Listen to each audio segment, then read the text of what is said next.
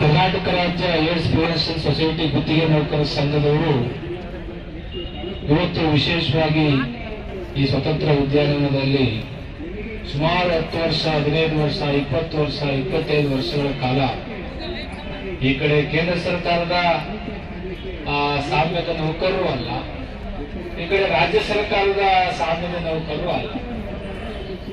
ಈಗ ಅವರೂ ಕೈ ಹಿಡಿಯಂಗಿಲ್ಲ, ಇವರು ಕೈ ಹಿಡಿಯಂಗಿಲ್ಲ. ಹೀಗಾಗಿ ಮಧ್ಯದಲ್ಲಿ ಸಿಲುಕಿಕೊಂಡು ಪಾಪ ಅತ್ಯಂತ ಈ ರಾಜ್ಯದಲ್ಲಿ ಏನಿವತ್ತು ಏಡ್ಸ್ ಬಗ್ಗೆ ಸೇವೆಯನ್ನ ಮಾಡಿದ್ದೀರಿ, ಸರ್ಕಾರ ಇದನ್ನ ಪರಿಗಣಿಸಬೇಕಾಗಿತ್ತು.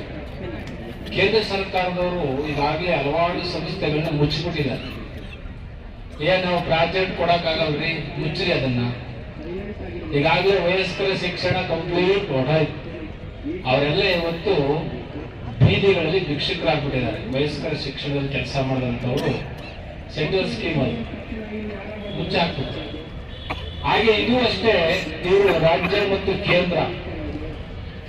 ಕೇಂದ್ರದವರು ಇವ್ರನ್ನ ಕನ್ಸಿ ಈಗಾಗಲೇ NRMHS ಮತ್ತೆ RGHS ಇವರೆಲ್ಲರೂ ಕೃಪಾಂಕ ಕೊಟ್ಟು ಕಾಯಂ ಮಾಡಿಸಿದ್ರು. ಸುಮಾರು 450 ಜನವನ್ನ UT ಖಾತೆ ಇದ್ದಾಗ ಕಾಯಂ ಮಾಡಿಸಿದ್ದೇನೆ. ಅವರ ಮಲಗಿಸ್ಬಿಟ್ಟಿದ್ದೆ, ಅವರ ಕಾರ್ ಮುಂದೆನೆ ಮಲಗಿಸ್ಬಿಟ್ಟಿದ್ದೆ. ಒಳಗೆ JNMಗಳನ್ನ ಕಾರ್ ತೆಗೆಯಂಗಿಲ್ಲ, ಅವ್ರ ಮುಂದಕ್ಕೆ ಹೋಗಿ ಮಲಗಿಸ್ಬಿಟ್ಟಿದ್ದೆ ಪೂರ. ಪಾಪ ಅವರು ಕಾಯಂ ಮಾಡಿದ್ರು, ಕೃಪಾಂಕ ಕೊಟ್ಟು ಕಾಯಂ ಮಾಡಿದ್ರು. ಈಗ ಇದು ಕೇಂದ್ರ ಸರ್ಕಾರದ ಪ್ರಾಜೆಕ್ಟ್. ರಾಜ್ಯ ಸರ್ಕಾರದ ಜವಾಬ್ದಾರಿ ಏನಂದ್ರೆ ಕೇಂದ್ರ ಎಷ್ಟು ಕೊಡುತ್ತೋ ಆ ಅನುದಾನ ಅದಕ್ಕೆ ಒಂದಷ್ಟು ಹಾಕಿ ಇವ್ರನ್ನ ಕೆಲಸ ಮಾಡಿ ಅಂತೇಳಿ ನಿಯೋಜನೆ ಮಾಡಿ ಇಡೀ ರಾಜ್ಯದಲ್ಲಿ ಏಡ್ಸ್ನ ಸಂಖ್ಯಾವಾರು ಹೇಳಿರುವ ರೀತಿಯಲ್ಲಿ ನೋಡಿದ್ರೆ 1.49 ಸೋಂಕಿನ ಪ್ರಮಾಣವನ್ನ ಇವಾಗ ನೀವು ಕೇವಲ 0.29ಗೆ ತಂದು ನಿಲ್ಲಿಸಿದ್ದೀರಿ ಅಂದ್ರೆ ಎಷ್ಟು ಸೆಲ್ಯೂಟ್ ಹೊಡಿಬೇಕು ನಿಮ್ಗೆ, ಎಷ್ಟು ಕೃತಜ್ಞರಾಗಿರ್ಬೇಕು. ಸಂವಿಧಾನದಲ್ಲಿ ಕಟ್ಟಕಡೆಯ ಜನರಿಗೆ ಸೇವೆ ಮಾಡ್ತಕ್ಕಂಥವ್ರಿಗೆ ಭದ್ರತೆ ಕೊಡ್ತಕ್ಕಂಥದ್ದು ಸರ್ಕಾರದ ಆದ್ಯ ಕರ್ತವ್ಯ. ಇಂಥ ಸಂದರ್ಭದಲ್ಲಿ ನಮ್ಮ ಸಹೋದರಿ ನಮ್ಮ ಮಲ್ಲು ಕಂಬಾರ್ ಅವರು ನಮ್ಗೆ ವಿಷಯ ತಿಳಿಸಿದಾಗ ನಾವು ಫ್ರೀಡಂ ಪಾರ್ಕ್ ಬರಲ್ಲ ಅಂತ ತೀರ್ಮಾನ ಮಾಡ್ಬಿಟ್ಟಿದ್ವಿ.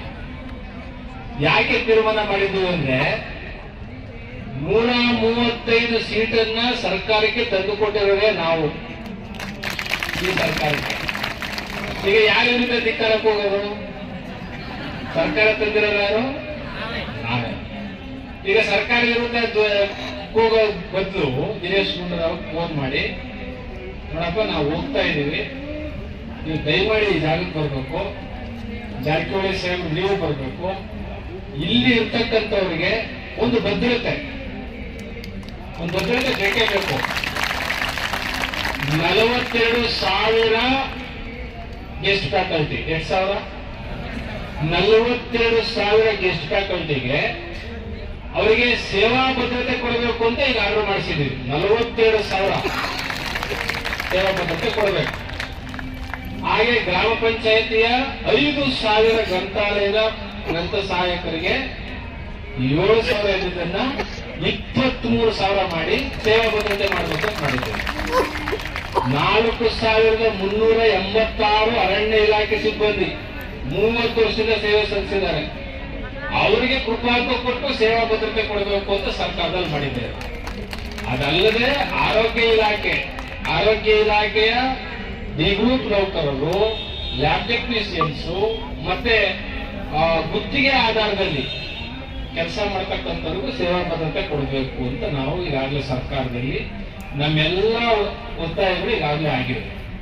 ಇದು ನಮ್ಮ ಗಮನಕ್ಕೆ ಬಂದಿರಲಿಲ್ಲ. ಯಾವುದು ಇದು ನಮ್ಮ ಗಮನದಲ್ಲಿ ಇರಲಿಲ್ಲ.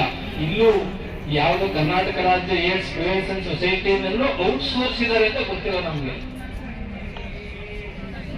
ಇನ್ಸೋರ್ಸ್ ಇದ್ದಾರೆ ಅಂತ ಇಲ್ಲಿ ಒಳ ಗುತ್ತಿಗೆ. ಇದಕ್ಕೆ ಜವಾಬ್ದಾರಿ ಯಾರು ಅಂದ್ರೆ ಕೇಂದ್ರ ಸರ್ಕಾರಗಳು ನುಡಿಸ್ಕೊಳ್ತಾ ಇದ್ದಾರೆ. ಇದಕ್ಕೆ ಅಥಾರಿಟಿ ಯಾರು? ಇದರ ಅಥಾರಿಟಿ ಯಾರು? ಕೇಂದ್ರ ಸರ್ಕಾರ. ಅವ್ರೇನ್ ಮಾಡ್ತಾ ಇದ್ದಾರೆ, ಜಿಲ್ಲೆಗೊಂದು ಮಾಡ್ರಿ ಮುಚ್ಚ್ರಿ ಅಂತಿದ್ದಾರೆ. ಜಿಲ್ಲೆಗೊಂದು ಸೆಂಟರ್ ಮಾಡ್ರಿ ಮುಚ್ಚಿಬಿಡ್ರಿ ಅಂತ. ಅದಕ್ಕೆ ರಾಜ್ಯ ಸರ್ಕಾರದವರು ಇದನ್ನ ಬಹಳ ಗಂಭೀರವಾಗಿ ತಗೊಂಡು ಇವ್ರೇನ್ ಮಾಡಬೇಕು, ಇಲ್ಲ ಇವರು ಆ ಇನ್ಸೂರೆನ್ಸ್ ಇರ್ತಕ್ಕಂಥವ್ರನ್ನ ಇವರು ಸರ್ಕಾರದವ್ರು ಮರ್ಜ್ ಮಾಡ್ಕೋಬೇಕು, ರಾಜ್ಯ ಸರ್ಕಾರ ಮರ್ಜ್ ಮಾಡ್ಕೋಬೇಕು. ಯಾಕೆಂದ್ರೆ ಅತಂತ್ರ ಆಗ್ಬಿಡ್ತಾರಲ್ಲ ಪಾಪ, ಯಾವ ಕಡೆ ಬಿದ್ದಂಗೆ ಆಗ್ಬಿಡ್ತಾರೆ. ಇವರು ಅವ್ರ ಮೇಲೆ ಹಾಕ್ತಾರೆ, ಅವರು ಇವ್ರ ಮೇಲೆ ಹಾಕ್ಬಿಡ್ತಾರೆ, ಆರಾಮ ಕೈ ತೊಳ್ಕೊಂಡ್ಬಿಡ್ತಾರೆ. ಹಾಗಾಗಿ ಈ ಸಂದರ್ಭದಲ್ಲಿ ಸರ್ಕಾರ ಬಹಳ ಸ್ಪಷ್ಟವಾದಂತ ನಿಲುವನ್ನು ತಗೋಬೇಕು. ಮಾನ್ಯ ಮುಖ್ಯಮಂತ್ರಿಗಳು ಇವತ್ತು ಸಂಜೆ ಅಥವಾ ನಾಳೆ ನಮಗೆ ಸಿಗ್ತಾರೆ. ನಾವು ಖಂಡಿತವಾಗ್ಲೂ ಮಾನ್ಯ ಮುಖ್ಯಮಂತ್ರಿಗಳ ಗಮನಕ್ಕೆ ನಿಮ್ಮೆಲ್ಲಾ ಬೇಡಿಕೆಗಳನ್ನು ತಗೊಂಡ್ಬರ್ತೇನೆ, ನಮ್ಗೆ ಸಿಗ್ತಾರೆ.